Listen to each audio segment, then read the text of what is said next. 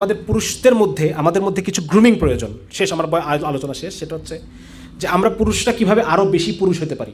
এটা পশ্চিমাদের তাদের একটা প্রকল্প যে তারা পুরুষের পুরুষত্বকে কমায় ফেলবে, নারীর নারীত্বকে কমায় ফেলবে, ফেলায় দুইটার একটা মাঝামাঝি জায়গায় নিয়ে আসবে। বুঝতে পারছেন? এবং এই কাজটা তারা শিক্ষা ব্যবস্থার মধ্য দিয়ে, খাদ্যর মধ্য দিয়ে, লাইফ স্টাইলের মধ্য দিয়ে বিভিন্নভাবে তারা এটাকে চেষ্টা করে। তারা পুরুষের পুরুষত্বকে কমানোর চেষ্টা করে। পুরুষের পুরুষত্বকে প্রত্যেক জালেম ভয় পায়, ঠিক কিনা? সমস্ত পুরুষ যদি পুরুষ হয়ে ওঠে তাহলে জালেমের মসলব কেঁপে যাবে, ঠিক কিনা? হ্যাঁ, তো যার কারণে এটা খুব তারা চেষ্টা করে যে পুরুষ যেন তার পুরুষালী যে ব্যাপার, মাস্কুলাইনিটি, এখান থেকে নিচে নেমে আসে, নারী যেন তার ফেমিনিটি বা নারীত্ব থেকে একটু উপরে উঠে যায়।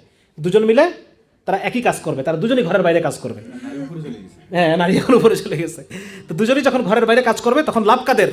এই সমস্ত ব্যবসায়ী, পুঁজিপতি যারা ক্যাপিটালিস্ট, তাদের লাভ। কারণ নারী পুরুষ দুজনই এখন ঘরের বাইরে কাজ করতে, তার জন্য কাজ করতেছে, তার লাভের জন্য কাজ করতেছে।